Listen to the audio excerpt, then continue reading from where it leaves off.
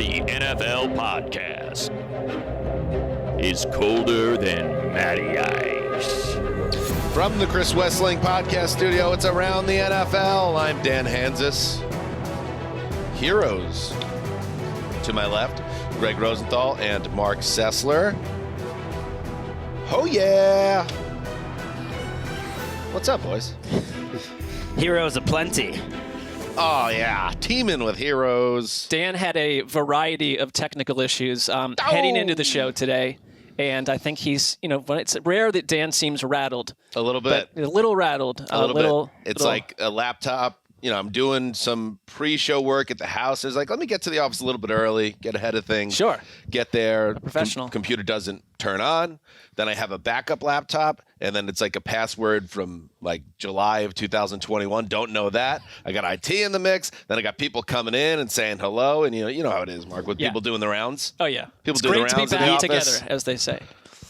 It really cut into, Greg, my prep time, which I don't like because I like to feel ready. But you also just don't like to talk to other people unless they've you're talking to the wrong guy. Had approval beforehand. That's Marc's thing. I'm okay with talking to people. I do. Not when I'm getting ready for my podcast. You keep like a famously tight list of people allowed into the inner circle, especially for like a Christmas party. That's different. Very different. It's different. It is. You're an extrovert people have in many to ways. pass a certain test. They have to be bringing something to the table.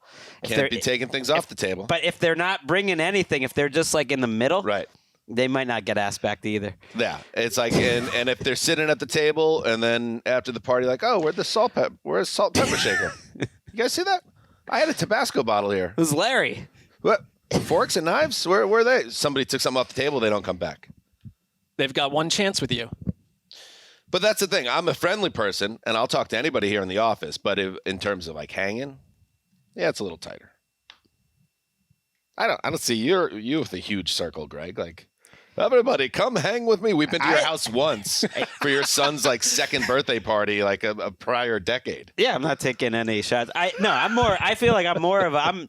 I'll be happy to talk to the. In fact, Marc complains about me walking around the room talking to too many people here. I continually am being character assassinated during this. I enjoy many people. I like going out and we used to be there all day, every day, even at this time of year. Remember that? I don't think I'm speaking 8 a.m. to 5 p.m. I don't think I'm speaking out of turn, Marc. But I think what got on Marc's radar is that he saw that as potential ladder climbing attempts being made when you were glad handing through the newsroom. Well, it's usually like Jeremy Bergman and David Ely. That's pretty much who it is.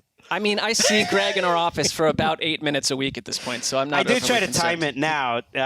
Lunch opens at the Huddle at 11:30. Smart. Just time it so that you get there right when lunch opens, and then have a nice, luxurious, delicious taco. All right, I'm looking forward to that taco. But first, we need to deliver a quality podcast to you, the listener. Thank you for following us all season long. Here we are, deep in May, the last day of May. And we're going to get you caught up to what's going on around the NFL. Also, people want answers. People want to know what's going to happen in 2022. People, they're burning questions, and they demand knowledge now, and that's where we come in. We fill in the blank there. You give us questions. We took some from the internet. We have some of our own, perhaps, and we're going to be asking each other questions about the 2022 season. And here's the thing, a little bit of a spoiler alert.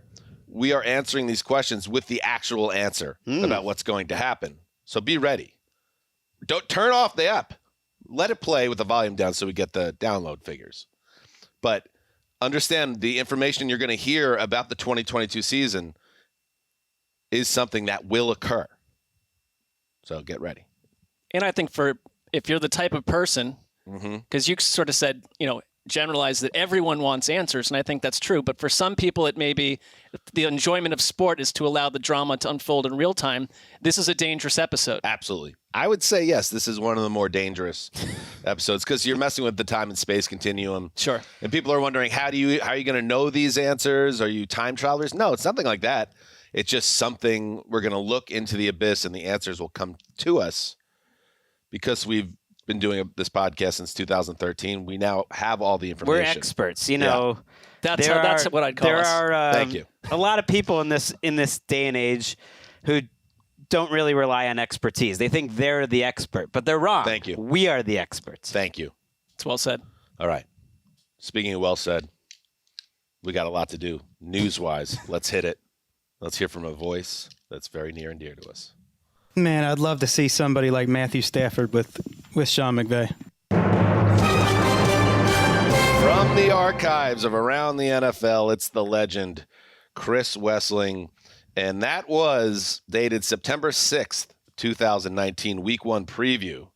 Sean McVay, at that point, I believe Jared Goff was a highly productive starter at that time still. But Matthew Stafford was going through his Detroit Lions career. And what season was that? 2019? Entering 2019. I think Okay. Goff had just signed his mega extension, and you were all talking about it, reacting to it, and that's where that came There from. were a lot of there were Goff hindsight- supporters on this podcast, Greg. I thought that you were quite a Goff guy for a bit of time there. Really? He had a Yes. he had a Never little, in- he had a Yes. stretch where he was talked about as an 2018. MVP candidate. When we went to the game in 2018. It was mostly that he just threw a pretty ball. No, We were he pretty- threw that. He had that beautiful Thursday night game. But I do remember, and this is not anything against you, but No. when we went to Rams camp, I remember talking on the site, and we were all kind of really impressed by his arm strength and just the free and easy way in which he threw the ball. I mean, there was a time where Goff seemed like the guy. But Wes, to his credit, but what if Matthew Stafford and Sean McVay got together? It's a special connection, too, because I know Keisha told me that was like the last football conversation they ever had, basically, was Stafford getting traded to the Good Rams. And she mentioned to him, what had happened. It wasn't like a long talk, but he was excited for her that her team got such a great player, and then it all ended up with her at the Super That's a Bowl great watching him pull. win. Great pull. Can't believe the Rams and Bengals played in the Super Bowl. We miss you, Chris Wessling. And by the way, shout out to Joe Whitehead, listener who dug through the archives and found that. Yeah, I love when people send us stuff like that. That's great. We would never Yep. have known that or remembered. All right, let's hit the news, starting with some sad news. And this is for the second time in a couple of months now, because we lost Dwayne Haskins due to a accident on a highway down in Florida. And now we get the news that Arizona Cardinals cornerback Jeff Gladney killed in a car accident early Monday morning. His agent confirmed this to ESPN. The Cardinals released a statement Monday afternoon, also confirming the death, which occurred at around 2:30 in the morning on Monday.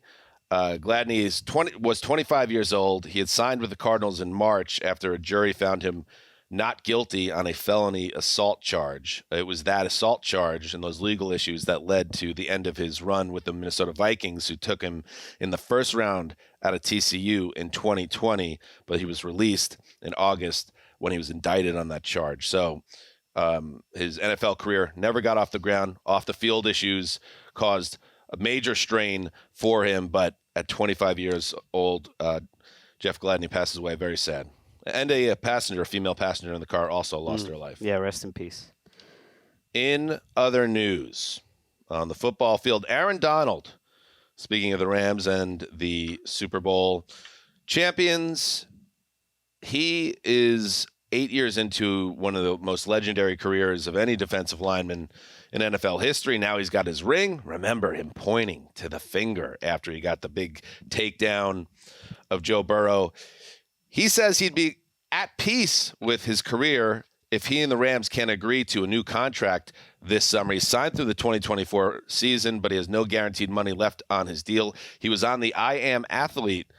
Feels like there's a missing word there, but all right. I Am Athlete podcast. This is what he had to say about the situation.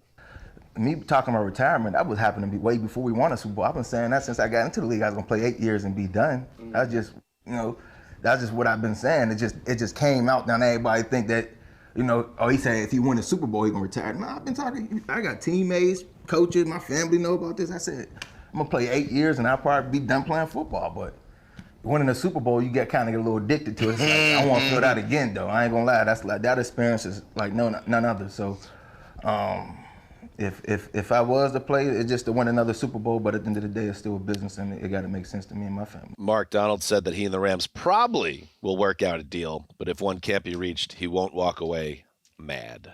I mean, this is different to me than Kyler Murray in his anti-drama wiping his Instagram account. I think Donald is being truthful. He's in a place of individual comfort with where he is in his career. Now, do I think that a mega deal from the Rams that'll make him the most highly paid defensive player in the league, and the fact that they're sitting right in a wide open Super Bowl window, probably will have him inking a new deal and sitting pat with the Rams a few weeks from now, months from now? Yes.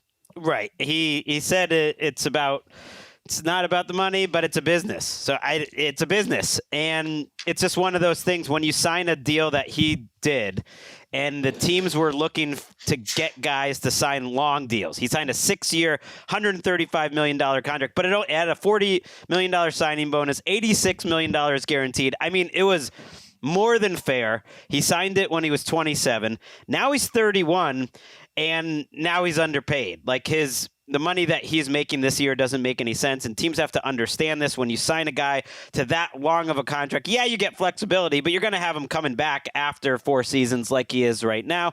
I think he'll get his money, but it's tricky. I mean, what's he worth? He's the best defensive player of all time. Yeah. I mean, if he was worth $86 million guaranteed last time, well, it's pretty simple. Double right? it. I mean, it's like he's worth so much, but he's 31, so it's a little tricky for them. Right. It's whatever the top of the market is in that position group, he should be the top of it because he's like, the best. It's like way over the top, though, right? Because like, is he worth more than Devontae Adams and those guys, the receiver contracts? I think he could certainly make that argument. I would tend to agree. More than T.J. Watt, more than and we Joey need. Bosa. I know the salary cap is something easily manipulated, but like, are the Rams in a tough position here where he wants to back up the Brinks truck and have a kind of positionally changing type contract, how that position is judged and what he's been able to do. Is there an impasse possibly? I don't think so. And I think it's all ultimately a bargaining tactic, and Aaron Donald will be lining up week 1. Right? I saw a Brinks truck during my vacation. And the first thing that goes through your mind is, I mean, I don't think I could physically pull this off, but how I would like to rob it. Oh. And just take a small amount. Just take a small parcel of money. But in a non-violent Well, no, just so you're thinking, how would I do it? But yeah, it would have to be how one would of those. You do Yeah. it? I don't know. I'd have to give it more thought than I did because 2 minutes feel later like I was thinking about something else. This segment is not a good piece of evidence to put out there. You know what I mean? If you're going to do it, this is on record. Unless they think because I've said it, I won't do it now. There was a woman who was convicted for murder last week in Washington State, who had one point written a blog post, "How to Murder Your Husband." And then she murdered her husband. So it's like that's the type of digital record you can leave these days. That blog spot will get you every time. In other contract news, the Browns signed David Njoku to a 4-year, $56.8 million extension. It includes $28 million guaranteed. Rap Sheet noted that, by the way, you and Rap Sheet, ice broken? There was no ice to be broken. I don't know how that works, the ice. Did you break the chill? What is the terminology I'm looking for, Mark? Well, things got a little hot between you and this right. is all your back on better narrative. ground? It's not taking off, and I think you should look inside yourself for that. What do you mean not taking off? These are you were questions. hoping this is going to be a whole narrative, and this is the first I've heard about it since you last brought it up. But I'm asking now that you were aware of it on last show. I brought it up. Were any steps taken? This will shock you, but that show was the last I thought of it, and I'm sure Ian is thinking even less. It seems chilly, Greg. It still seems a little right. Freezing. I'm just saying, you said yourself he's your number one insider source. You're gonna, before the season gets going in earnest, you might want to build a bridge there, because if you build a bridge when training camp starts, he might sniff it out like, oh, now he wants to be friends with me again when I need scoops. Just saying. There's other sources out there. Wow. Okay. See, well, I think we moved the story a little bit there, Mark. I think, you're doing the work of a journalist, Dan. Anyway, Njoku, according to Rap Sheet, is the 5th highest paid tight end in terms of yearly average. Mark, you've watched Njoku his entire career, former first-round pick. The money surprised me just because I know he's more a guy that has flashed as opposed to actually put together a big season. Do you think this was money well invested by Cleveland? It's a projection. I think that it shows faith that, half the Browns fan base would say he looks the part. He's also been extremely frustrating at times. I will say he's been in a system with multiple coaches, up and down quarterback play. And when he was, in 2020, I thought he took a real big step forward. Last season, skittish again to some degree. But it tells me that there are a dearth of playmaking tight ends around the league. He's getting paid because there aren't just enough of these guys that I think the Browns look at David Njoku and say, with Deshaun Watson at quarterback, with the year 3 of Stefanski's system, that is a tight end friendly system for the most part, unless you're Austin Hooper. They're saying we believe you're worth the money. I was kind of shocked by it. I mean, he's just every 5th game of his career, he'll make a couple plays and you'll be like, great, this is David Njoku. Was he demanding to be cut like a couple months ago? He has 15 toutouchdowns in 5 seasons. So it's he not has 1,700 yards in 500 seasons. So that's an average of what, Dan? What was it again? Give me 1,700 yards in 5 seasons. That's not fair. That's 1,700 in 280 across 5 maybe? seasons. Yeah. About 281 yards. It's over 300, yeah. Right. But, somewhere between 3 and 4. Wait, yeah, it would about definitely halfway. be over 300. I don't know. I took your cue there. Either way, it's low. It's I don't get it, but it's self-scouting. They know him better than anyone else. It's basically a 2 for 25 deal, but that's a lot for a and they tight just end. got out of the Austin Hooper business, and they didn't really judge that contract too well. And either, maybe he's improved as a blocker. He certainly adds the versatility that they want. And right now, he's their number 2 receiver. Their wide receiver room is a mess. Right. There's this whole idea that's like Deshaun Watson's just stepping into like a Super Bowl ready roster. And that one of my takeaways from doing projected starter was like, this roster isn't the same as 2020. That was the 2020 Browns roster. The offensive line, I think, has more questions than it did. The secondary is a little thin to me. And the receiver group is one of the worst depth-wise in the league after Amari Cooper. It's just I think they'll actually add some more players. One thing they do have a lot of is cap space and money, and that they just spent some on Njoku, but they've got more. You could imagine Will Fuller potentially going there. Yes. In OTAs, they've been. I only get to bring up Will Fuller on this podcast. You Well, know that. Why don't you That's say a rule. Then you can say it, and I'll I believe act like Will Fuller would be an excellent fit with the quarterback that they. That's a good point. That's a good brought point. aboard. That'd be a nice pickup. Odell Beckham. Beckham, whatever. That's just sloppy. I don't know about That's not happening. It would be funny though. Yeah. All right. Time now for Graybeard's News and Notes presented by Upwork, where you can build the team that will build your business. Learn more at Upwork.com. Akiem Hicks. He goes from a fake team, the Graybeards, to a real one, the Buccaneers. A 1-year contract up to $10 million. Probably not close to $10 million. But if he had like 27 sacks, he'd probably get $10 million. Anyway, but he's 32 years old. He was a guy that thrived earlier in his career. He's had some injury issues, Gregg, and now he slots in. I guess he'll be in the Ndamukong Suh spot for the Bucs, unless they decide to bring Suh back. But that feels like a nice fit for Hicks. Yeah, great fit for Hicks. Great for them. He's someone I think would benefit from playing a little less. That hasn't been by choice lately. He missed most of the last season and most of 2019. And even when he played a full season in 2020, he wasn't like peak Hicks, which was an all-pro player. But I think they've shown, Todd Bowles especially, that they can take these guys towards the end of their career and get a ton of value out of him. I mean, I'm going back to the same thing I keep repeating about the draft. It's like Akiem Hicks, if he's healthy, is going to make a bigger impact than most first-round picks this year, even though he's coming in. I mean, he's going to give you 500, 600 good snaps. And in the past, when they signed Suh, they got him for good money. I think they got good money and good value again right here. I like it. I think Suh is a target for the Cleveland Browns, although they say they're not interested. But if another short coming for that team, that roster, the interior defensive line is an absolute mess right now. Jumping off a flaming bandwagon. That's smart, Marc. What? The roster, maybe not so hot. You got the mess at quarterback. Maybe you're doing a jump and a forward roll off the wagon as it goes off the cliff in flames. Potentially. I just think that they're being overvalued because of what they did at quarterback in terms of the roster. There are problems there. Defensive tackle is the other spot I should have mentioned there. You're right. I kind of think they are. I give them credit for identifying some values. I think they will. They are one of the teams I think are going to sign multiple pretty solid veterans on the rest of the offseason. Yeah. They Let got me the ask you a money. question, Marc.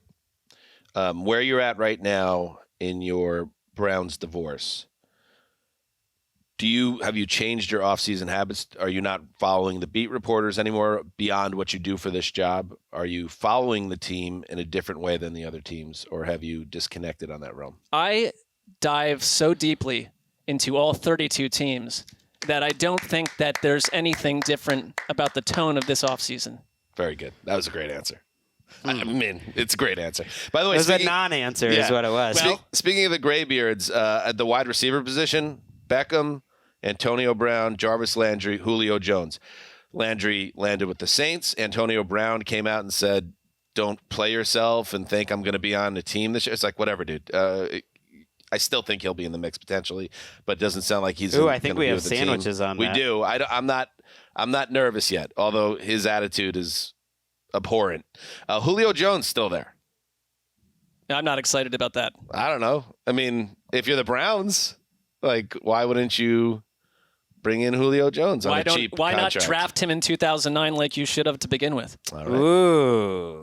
Well, He gets it. He's off. This guy gets it. That was a gaffe. So, who did they take instead of Julio? well, they traded down and took Alex Mack, who was a great center for them. Okay. But they had no answer at wide receiver for the next 8 years. So Julio would have been a better pick than Alex Mack, as much as we like Alex Mack. That was Graybeard's News and Notes presented by Upwork, the world's work marketplace. Learn more at Upwork.com. In other news, the Colts, there is a lot of selling going on around the Colts right now about they have solved everything now because they have Matt Ryan in 2022. Maybe in 2009, that would have been amazing for the Colts, but they have this version of Mr. Ryan and Michael Pittman, the lone 1,000-yard receiver a year ago in Indianapolis.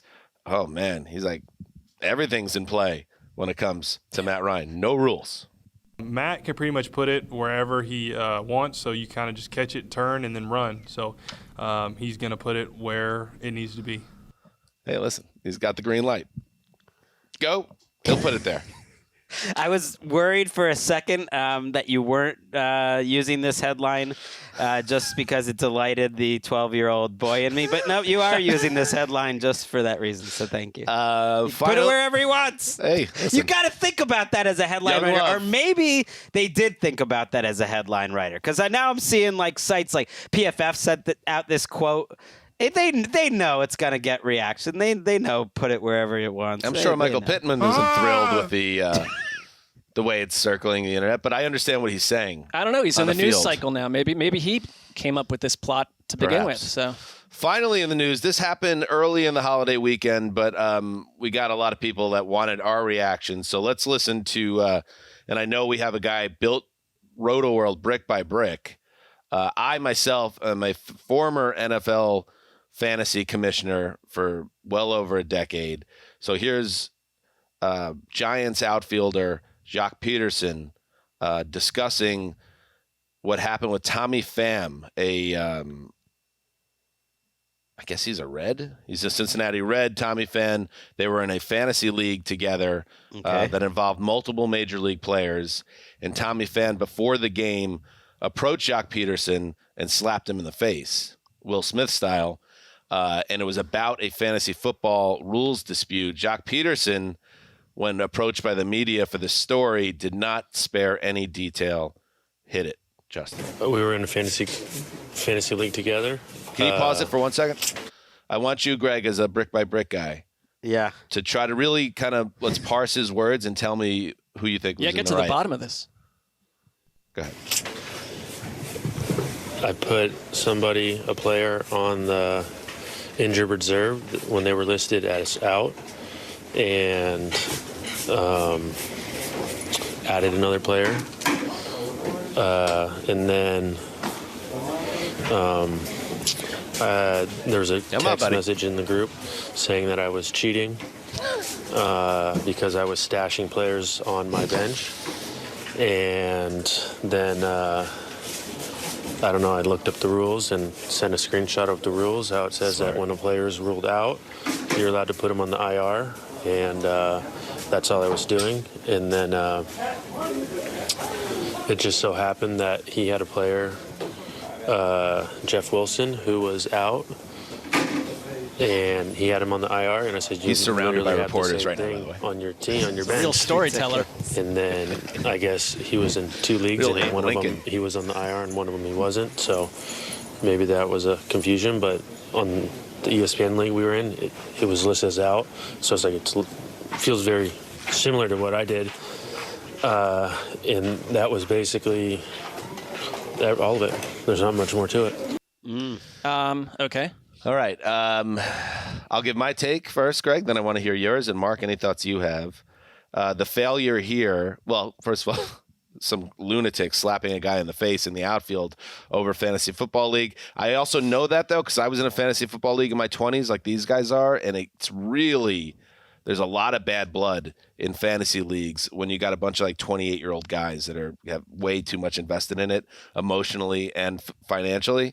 But the failures of the commissioner, in my opinion, Greggy, because he set an IR rule that could be easily manipulated. You got to set this thing hard and fast. You could say you only go onto the IR unless you're actually on real life IR. If you allow people to slide in guys that are simply out, it invites issues exactly like this. Well, I didn't even need to hear him say anything. The guy who slaps another man for a fantasy football crime in the outfield, I don't care what happened. And then, by the way, the other guy didn't do anything wrong. The rules are the rules. That's totally typical of a fantasy league that you could put guys on IR if they're out. That's not Jock's fault. It's not right. It's not a strange rule at all. If the commissioner, if the system lets you do it, you can do it. It's not even like he was looking for some sort of loophole. He was just playing the game. Shouldn't this have been sealed up when he sent the screenshot of how the league is being run, and he didn't go outside? I hadn't heard all this. How it works. And the other issue, slapping alone is just like you are admitting you're in the wrong. Right. And how long? Because he knew that they were going to face each other on the diamond at some point. How long does the slapper in his mind say to himself, when I go into this game situation, What I'm ended going to early slap him? January? I mean, fantasy football ended in January. It was at the 2020 latest. season, Greg. So this feels like it's an absurd setup to some degree. There has to be more to the story, there's a GIF involved where the Giants, Dodgers, and Padres, there was like a weight thrown in the air, and the Padres guy, that's where Pham was playing for at the time, got crushed by the weight. So there was some, making fun of the Padres as well. But he also, that guy, the slapper, also quit the league over that issue in the middle of the season, which is the biggest no-no. You never quit a league in the middle of the year unless something heinous went down. It sounds like the slapper should be the slappee on some level because he's quit the league. He's a hothead. He's probably nuts. So that's the problem here. Like, you're like, what are we missing here? Oh, the guy, Tommy Pham, is a lunatic. It's gotta be. Come on, man. All right. Before we take a break, it's time once again for It Came From the Internet. All right. So here we go. Mark, you love that old CBS pregame with Brent Musburger. Oh, yeah. And for a while in the studio with him was Brown's great Jim Brown. All right. Here is a excerpt of a telecast that I believe was mid-'80s, around 84 or so. Gravedigger, let's listen in. Jim, it amazes me that the big backs in the league are able to take as much punishment as they do. I mean, they get whacked coming up the middle there. Well, it amazes me, too, because, a lot of them are getting hurt now because I think the conditioning program is great, yet, as I said earlier, and I hate to say it, there is a cocaine problem within the league. Oh! And you cannot play under the influence of cocaine. Wait, what was that, Jim? There is a cocaine problem within the league, and you cannot play under the influence of cocaine. No, Jim Brown, probably not wrong. In the early 80s, and it wasn't just an NFL problem, you look at the NBA, which was basically torn apart by cocaine use. The NFL, I'm sure it was a thing. MLB, you had Keith Hernandez in a trial admitting to it. Society. I mean, it was a very, in the 80s, it was on I just fire was in the listening 80s, to an interview, and they were talking, it was like a director talking, their parents would just openly do coke at parties in front of kids back then. But like Brent Musburger was like, this just took a different turn than I was expecting. So then did a little like research. Jim Brown, he's a legendary player. His off the field life not always sterling, but he's a fascinating individual. And I have to say, he is someone, if you dig into this period of his life, the early 80s, he was on the cover of Sports Illustrated on December 12th, 1983, in a full Raiders uniform. He wanted to come back at age 47. But he hadn't been signed, but he just did a photo shoot wearing a Raiders uniform.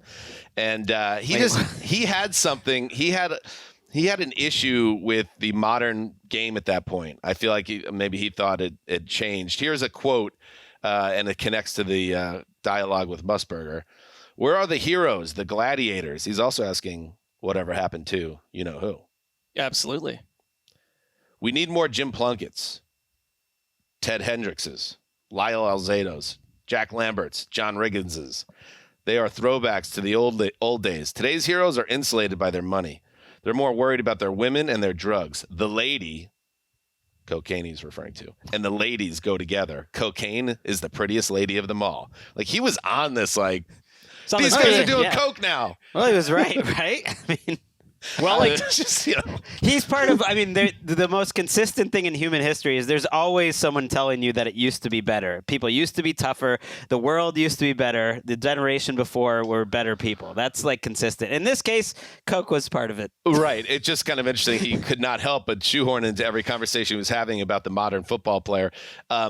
Also, you should know that Franco Harris at this time was trying to, who was very close to the NFL rushing record. Of course, Jim Brown retired after 9 seasons with the record.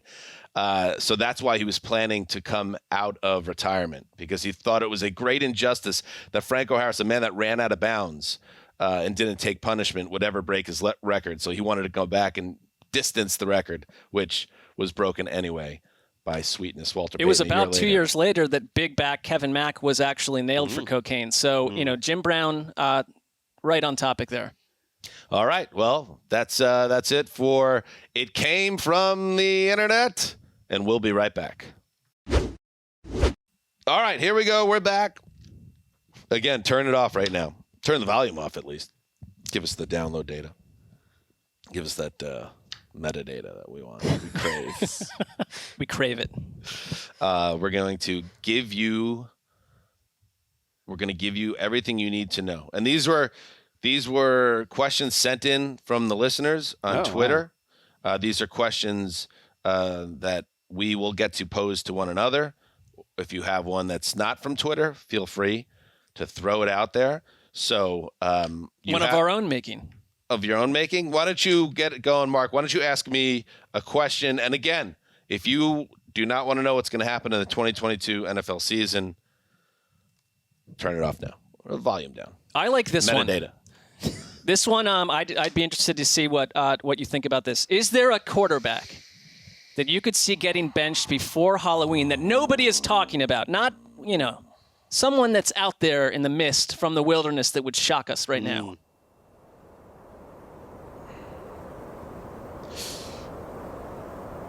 There is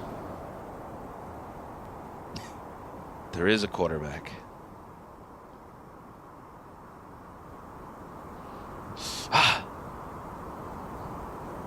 He plays in the AFC. He's connected to a team that people are very high on.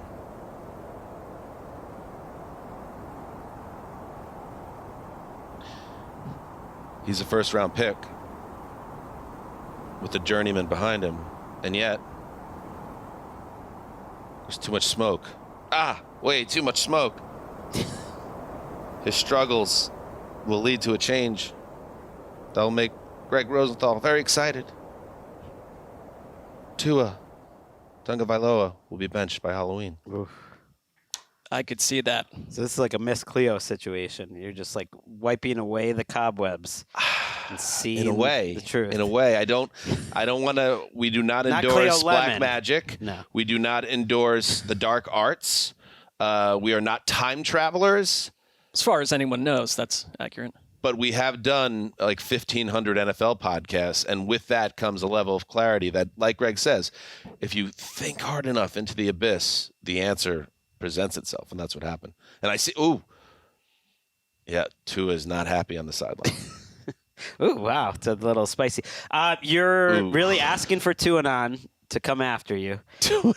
You have put it out there that Tua is not going to make it until October. He'll make it to October, but he won't make it to November. No, not to November. As the starting quarterback. As a human, yes, I am almost certain he will. Wait. Yes, he will also make it as a human. That's good. That's very good. But Teddy Bridgewater is exactly the level of backup that a head coach who, first-year head coach who's seeing an offense maybe not go how he wants it to go. Maybe Tua is a little banged up too. That's what's happening. I mean, it might not be a permanent benching, but I could totally see new coach and owner that I don't think is totally sold on Tua when they could have had Justin Herbert, that if you have Teddy, you want to give Tua a break if he gets into one of his little Tua slumps. And you could come at me right now, and Dolphins fans would be like, oh, man, he was talking about the other thing last week with ownership and all the things behind the scenes. I didn't mean to do that. That was a question presented to me. I didn't know it was coming, and that was the answer that came to me. First 4 games, home to New England, at Baltimore, home to Buffalo, at Cincinnati. To your point, seeing the future here, Tua has to play at a very high level to help the Dolphins start off well. It eases up after that. But if you get in an 0-4 or 1-3 hole, I don't think it's being that controversial to say this team might not have as much patience as they're going to be putting out there. Expectations are so high now, especially with the Tyreek Hill acquisition. If he doesn't get off to a typical Tyreek Hill start, who knows, he might talk as well. There could be some bad vibes there. So a lot of pressure on Tua to come out of the gates fast. I will now turn my attention to Gregg. I say, look, and you know what you need to do here, Gregg. You're going to tell people what's going to happen. It's scary. What will Baker Mayfield's 2022 NFL season look like? I'm looking at this. Get in there, dude. Dig in, baby. Oh, that's so clear. It's so easy. He's starting week 1 for the Carolina Panthers. It's so easy. So the clouds parted immediately. They parted on that immediately. I don't have to go think about all this. It's like, oh yeah, hey, we're going into the season with Sam Darnold as our quarterback. It's the most Sam Darnold. I don't need to be clairvoyant to see that it's just it's a manufactured joke that Matt Rule would feel comfortable going into the future after almost getting fired because Sam Darnold almost got him fired with no other option. And they're playing this little game here that they don't have to, they don't have to pay Baker Mayfield's salary, hopefully, in their mind, and they're only going to pay a portion of it. And that's all fine. They're in no hurry. I just see it. I just don't see him sitting on the bench. And I actually think under Matt Rule, he would be a pretty good fit. They would have to get the ball out of his hand a little quicker, but it's a lot of short throws. I think he can do it. He can, at the very least, represent what Teddy did a couple of years ago, which is all they might need for a little upgrade at quarterback. I will tell you that looking at this question, we're on the same party line. Number one, what's juicier than the fact that he goes to Carolina, Matt Rule is under fire, Baker Mayfield, it solves that position, at least for this year, and they play Cleveland in week 1. That is the stepping stone to Baker Mayfield guiding the Panthers to 9-8, saving Matt Rule's job, and he wins comeback player of the year while the Browns don't make the playoffs. Gravedigger. Something's coming to me. The progressive ad campaign. Oh, no. Who is the new spokesman? Not Deshaun Watson. I think that's a safe bet. You're a seer is what you are. I bet they're in a tricky spot right now, Progressive. They're yes, they are. They're waiting. They're just waiting for this to happen, but I don't know. Imagine I have sympathy for Baker's entire offseason, even though maybe he's a little a knucklehead or he talks too much, whatever. But like he not only is he been left out to dry by the Browns, hung out to dry, the entire football world has said, we're not so hot on you either. And you got that Progressive phone call that's just kind of, you're waiting for that one because they're probably not looking to do business with a guy who's not really a starting quarterback or a guy that's seen as a high-octane NFL player. So it's almost like that's the last indignity, the phone call from the progressive higher-ups. Counterpoint has a nice guaranteed salary coming his way, barring other issues, and he made a lot of money off of those progressive commercials already. But you're right. My clairvoyance that I felt that I had might have been a little off with the whole week 1 idea. That it would be tricky for him to get in there, win that job even before playing the Browns. They might want to avoid that, but I just see him. I see him in that uniform. I see it. It all makes sense. Okay. All right. Why don't you throw one out there, Greg? All right, Marc. I'll ask you a question here. All right. Which defense will be seen as the league's most dominant in 2022? Take us there. This is not tricky to me at all. Well, you're not using your brain to figure out what the answer is. It came to me. It just came to me, and it was a beautiful image. Right. So it presented itself. An NFC squad that has gone through changes, but remains a team on defense that I think the stamp of who they are is zero fear, immense swagger, and it's the New Orleans Saints. They've had some changes. There's some faces have vanished, but some you put Honey Badger, I think, who is one of the best locker room presences in football, into the perfect spot. And I know the offense may be hot and cold next season. We'll see. Sean Payton not being there, but the defense has enough carryover. Marcus Davenport, Cam Jordan, CGJ, Marshawn Lattimore. I love these guys. So I just think the Saints is my answer, and it's very clear to me. There was nothing else that came in there. I saw a little vision for a minute of the Rams, but that's floated away. Floated away. Well, according to Football Outsiders, Saints were number 3 in defensive DVOA behind Dallas, and Buffalo, and just ahead of New England. And we're top 2 the year before too, so that is consistent. And yet, I don't know. I think another team in their division was where I'd go. We just signed Akiem Hicks. But he didn't go anywhere again. No. Well, I thought we were experts, and so after doing this show for so long, that somehow... It is. It's a little confusing. Look what the Saints defense... Sometimes it's confusing when Dan lets us know. It's not... This isn't your opinion. That wasn't Marc's opinion. Right. That was... It came to him. Can I have a different opinion, though? Or is Marc's it's wrong, though, right? Well, that's a good point. Yeah. But you can share your wrong opinion. It sort of unspools the segment to debate, because what we have been given are a vision from the gods almost. That's a veteran who's done 10 seasons worth of shows. So, right, but if you want to share your opinion that's incorrect, please. I love sharing incorrect opinions. I think the Bucs are the team I would watch out for there. That's all. Okay. Well, what does the Saints defense do to Tom Brady year after year? That's fair. That's a fair point. All right, let's do another round. All right, I want to ask you this one. Okay. I don't know if I'm a little bit. I think this is a pressing question that firing. I mean, this will test your abilities. Okay. The San Francisco 49ers and what is happening with their quarterback situation. Just take us there and tell us what happens. Oh, that's the question so many want to know. Where are we by week 1? Why does it not hurt you guys? I see confusion. I see arguments behind the scenes. I see phone call. So many phone calls. John Lynch, he wants to trade. Phone calls. No one says yes. Phone calls. Lots of phone calls. Landlines. So many landlines everywhere. No one using wireless technology. Now, speeding through training camp. I see 2 figures. Okay, one is definitely Jimmy Garoppolo. And yes, Trey Lance.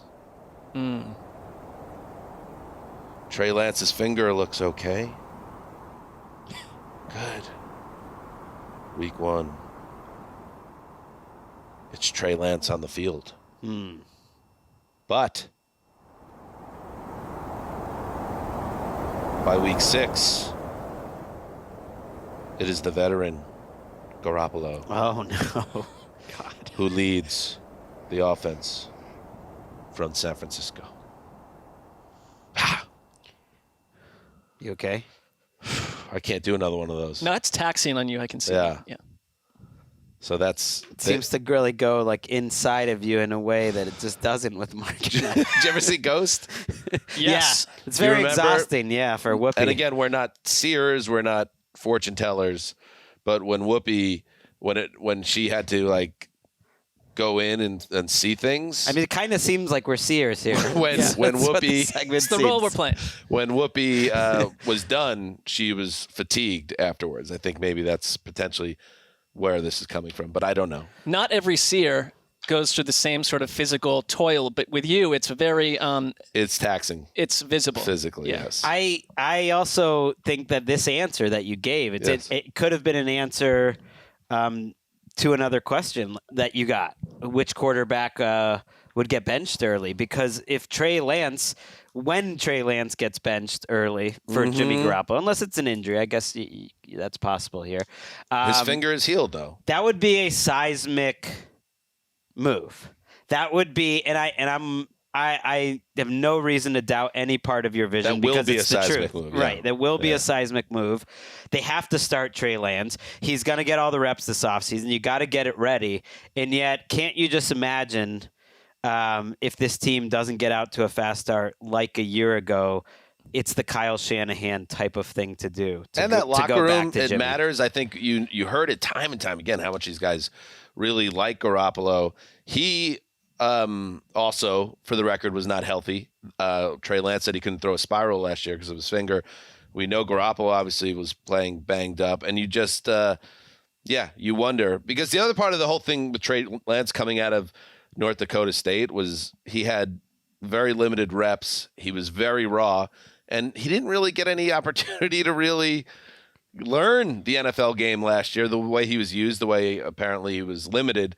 So now you didn't even get that first developmental year. It's a very tough spot for Shanahan and the Niners, who have otherwise very much a win-now roster. Like Kyle Shanahan, John Lynch have been relatively bulletproof through a bunch of injury-plagued seasons. You had the Super Bowl campaign, the loss, but a lot of up and down, and this would be nothing short of a gigantic disaster if Trey Lance is benched by week 6 for Jimmy G, who's super imperfect. And what came to me there is they really want to make the Lance thing work because of what they invested in him and what he potentially could bring to that offense in terms of his ability to be a two-way threat, which Garoppolo is not. He did make a lot of plays. That's the thing I feel like gets lost a little. I was pretty intrigued by the two starts, and they were very different, and there were a lot of bad plays too, like very negative plays, but his great plays were great. Right. And I thought he looked pretty good in that Houston start. We brought up Wes earlier. I'll bring it up again, and we brought up fantasy earlier. I'll bring that up again. One thing, whenever we did the fantasy extravaganza, which of course will be coming up again later this summer, Wes, one of the advice he always gave out was don't settle on a guy that has a floor and a low ceiling. Like, take the chance on the guy that could really win your league. And I think you could take that principle and take it to the Niners. You know what you have in Jimmy G, right? But what if Trey Lance, healthy in another year in the system, is a stud? San Francisco is the best team in the NFC. Well, and Trey Lance's mobility, fantasy-wise, makes him like Jalen Hurts, very high floor. Well, no, commodity. now I'm talking real football. Also, Yeah. Just saying, like, but his ability to do everything. I think like, in he's real a very football, I dangerous think player. it gives him a higher floor too. There's a couple, and it seems like we're being hard on Kyle Shanahan, but I feel like there's two moments in his career which he probably will almost never get criticized for, but I'll have it in my mind as a criticism. So just he'll know that if he listens to this. Number one, you didn't draft Patrick Mahomes or any of those guys when you had the chance. It's just like you traded down and took Solomon Thomas. And they sort of got a pass for that when you absolutely need a quarterback. Number two is Trey Lance wasn't going to play worse than Jimmy G in those last 5 games. Those were the worst I'd say that's the worst 4-game stretch of Jimmy G's entire career. They made it to the NFC Championship game and a quarter away from the Super Bowl despite him. And in some way, I think that got people to believe that's like, well, I guess it was the right move. It's like, no. Trey Lance could have given you a pretty low baseline there and not made a lot of mistakes. And who knows? They might have been in the Super Bowl. They might have won the Super Bowl. All right, I think it tracks back to the fact that I'm not convinced Kyle Shanahan really ever wanted Trey Lance and probably prefers Jimmy G in ways that is problematic for the Niners. Let's look at the Niners schedule, because it is also important, yes, that Trey Lance does get this job, that he starts well. At Chicago, okay. Doable. Okay. Very doable. Home Seattle. Doable. Very doable. Okay. At Denver. It's challenging. Tricky. Sunday Night Football. I like that. Trey Lance, Russell Wilson. Give me some. And then Monday Night Football, home against the Rams. That's, and then you got a nice little at Carolina, at Atlanta. Ooh. But then look what happens. They call that the NFC South layup machine. Just like, hey, you guys need some help? Let's play the Panthers and Falcons in back-to-back but this weeks. Panthers team is going to have Baker Mayfield. We've already discussed the Panthers are going to. But because it's been seen, that means in that stretch they're going to go something along the lines of 3-3, 2-4. Leading to a change against the Chiefs in Week 7. So wow, unbelievable! And I hope everyone is holding on to their butts, because we're not done yet. Gregg, all right. This is another topic everyone wants to know. Everyone wants to know who is the rightful victor of the Davante Adams trade. Wow. That's what everybody wants to know. Feels like an opinion, but okay. Okay. I mean, yeah, is that the future? Is it the past? Ow! Ooh! Yes! What? I don't like being alone. Ooh, jeez. Not there! Oh, what? Michael Pittman? Ooh! I'm seeing a lot. I'm seeing pain. I'm seeing suffering. And I'm seeing a lot of happy Las Vegas Raiders fans. The Las Vegas Raiders are the victor of the Davante Adams trade. You want to know why? Just look at the name of the trade. It's not called the future picks trade. It's called the Davante Adams trade.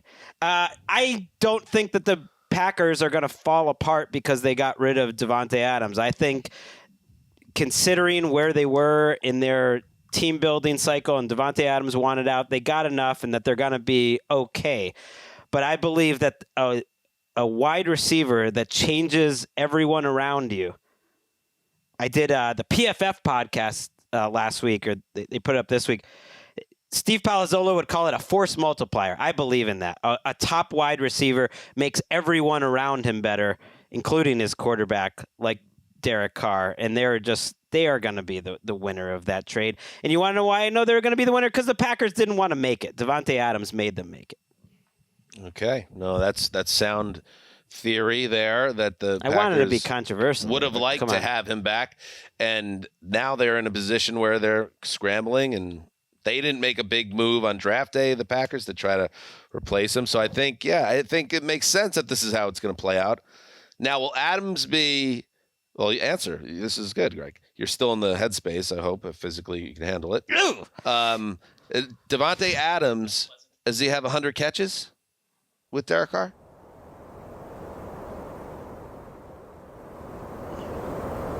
Looking at the final. I'm going to have to. Well, I'm not allowed to talk to people about anything, because this would be a true advantage in Vegas if I knew right, this. I would say you should probably. But I did look at the 2022 final standings for receptions. Davante Adams only came in fourth, but it's with 103 catches. 17 weeks. He's got that extra game. Famously durable. Gets over 100. Gregg is so going to use this power for ill. Right, to line his pockets. Right. For the wait. Oh. Rafael Nadal has won the 2022 French Open. Check out Courts of Thunder. You got a plug in there? That is distasteful. The last 4 years for Adams, or I should say the last 3 years, he's played at least 14 games. He's had 111, 115, and 123 catches. So even he'd be down 20 catches, or he is going to be down 20 catches, and yet I think the Raiders would sign off on that in a second. I do worry about Josh McDaniels. Kind of is in a funny spot. Maybe this is a little off topic, and just because he's taking over a team that I think overachieved and made the playoffs. And I feel like they could be like the Devontae Adams trade could make sense. They could have had pretty good offseason moves. They could be good, and they could still not make the playoffs. And then people will think the Packers won that trade, but I don't care. It's still the right move. Their own division. They play the NFC West. That is thorny. All right, one more look. What's the juiciest one out here? Which one? Thank you to all the listeners who contributed, who wanted the answers, and we have provided them. Whether you're happy about it or not, again, that has nothing to do with us. This is not an opinion piece. Don't come at us. It's our ability. Right. Will we see the return to glory for Monday Night Football as an entity now that Troy and Buck are there? And I asked this. I want to learn some real details about how this Monday Night Football season goes. Great question, because Marc famously is turned on by Troy Aikman in so many ways, and yet this answer that's coming to him will have nothing to do with that because it's not about Marc's opinion. This is a perilous one for me. Because he's in a position now, Gregg, where he might have to say something negative about a hero. You really put him in a tough spot. He has no choice. I am not getting painful physical vibrations. I'm getting the opposite. Because let me tell you what I've seen. What vehicle on television, football providing vehicle, has been more lambasted by this podcast than Monday Night Football? Years on end. There is no yes. That's been our corner. Showcase telecast that we've been harder on. 2 words.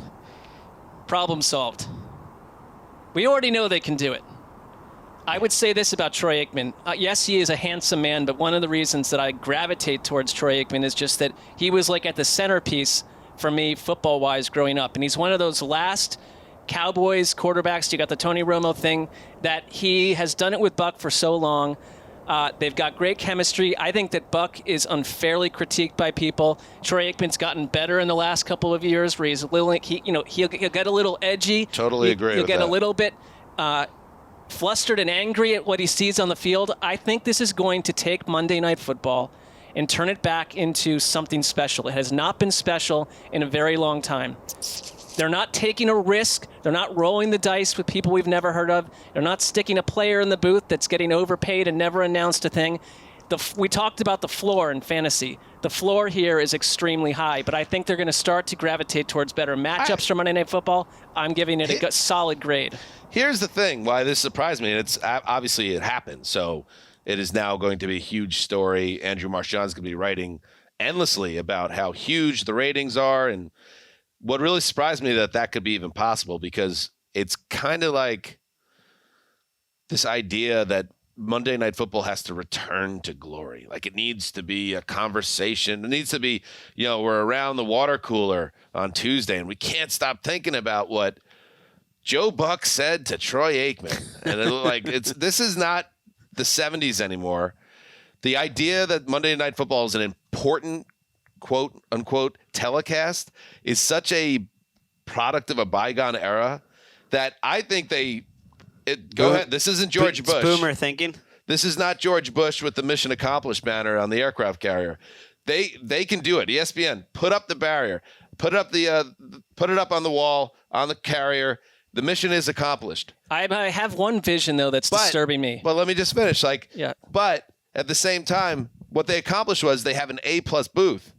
But it's not going to be changing the world. It's not going to be something that America is talking about. There is one disturbing element. Oh. And this does cause me a problem inside. Because I think does it reverse what was happening before? I think that it's on its own product will be very successful. Yes. And I'm with you on the status of television and the fact that it's not the biggest thing on the planet. But you're still dealing with the Manning cast, which I think is the future of how so many people a big chunk of people want to experience football. And I think right away that takes away from Buck and Aikman. Wait, we're connecting. Oh, no. They said it couldn't be done. Look, will we see a return to glory for Monday Night Football? It is parts of 2 telecasts that are creating the best night of analysis and play-by-play. You've got it all. It is glory if you look at it from that. And it isn't just a boomer take on things like the way that they've set it up. They have actually gone and created a type of broadcast that didn't exist a year ago. They've already done it with the Manning cast. I think that we're looking at something special. Well, they were all together like at this dog and pony show at the ESPN. Like I don't know if it was ad sales, upfronts, whatever. And the 4 of them were together. Eli, Peyton. So they're all looking at it like they're on the same team. I'm sure they look at it like the money makes any sort of rivalry or eyeballs that are being taken away, not a problem. And I do think Monday Night Football, I think it matters materially. Because, what are we talking about? It needs to return to some glory. NFL's dominant. It's already there. Everyone is talking about Monday Night Football on Tuesday. But there is something that the schedule looks better on paper this year. I don't know if that had to do with Aikman and Buck or if that had to do with Thursday night not getting as good games. Hold on, I'm getting a vision. Okay. It did have something to do with Aikman and Buck. It felt like it. They took some from Thursday, gave it to Monday, and it most importantly is the game. And this is partly why we talk about it so much. It's the one game of the week where we're just watching. Oh yeah. And there's no distraction on Sundays. There's no podcast we're doing immediately after, like on Thursdays potentially, or like finishing certain columns we're writing that night and all. No, I mean it's the time. Yeah, you are. I mixed it up there. It's all right. It's fine. Sorry, bro. What you doing over there, Dan? I want to do something real quick before we say goodbye, because we are really. It has been a seismic offseason in the booth. I want you guys there are 5 different teams here: ESPN, Fox, CBS, NBC, and Amazon. 5 points to your favorite booth, 4 to your second favorite, 3 to your third, 2 to your second to last, 1 to your least favorite booth. Well, let's do this a is power tricky. rankings on the fly. This is tricky because I like them all. I They're also all need a so pen. close. Preseason power rankings. You need a pen? Yeah. Okay. How about you use a blue pen? I never use blue. Man, this is tough. Rarely, but. All right, here we go. I want to give a 4-way tie for first. Okay, here we go. But you can't, Greg. You just can't. Remember, 5 points to your favorite.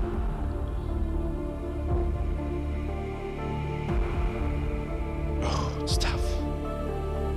Oh, it's tough.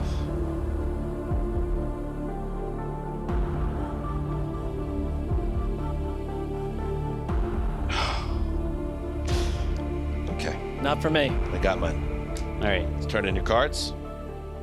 You want me to add them up?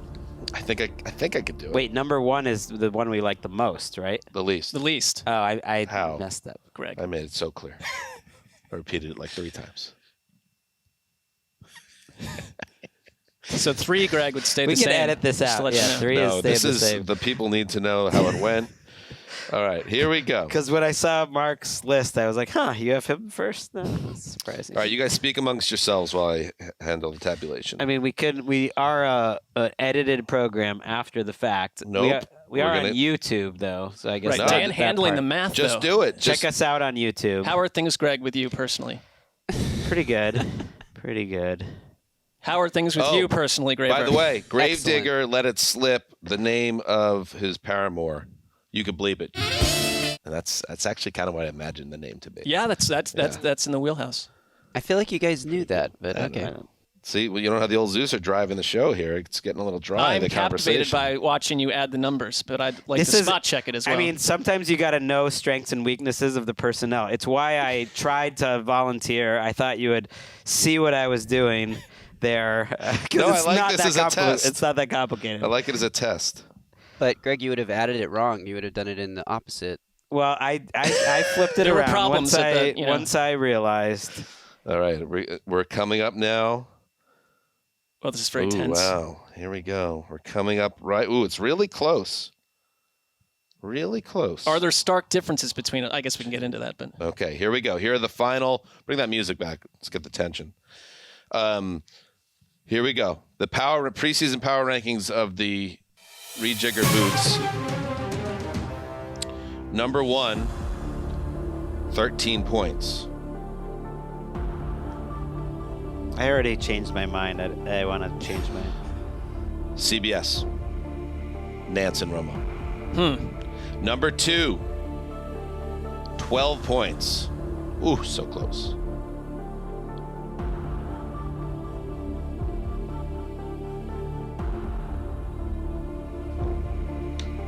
Fox. Excuse me, ESPN. yeah, Buck, okay. So Aikman. Yeah. 3, 10 points. So very close, which is a good sign that they did a nice job here. Tirico and Collinsworth.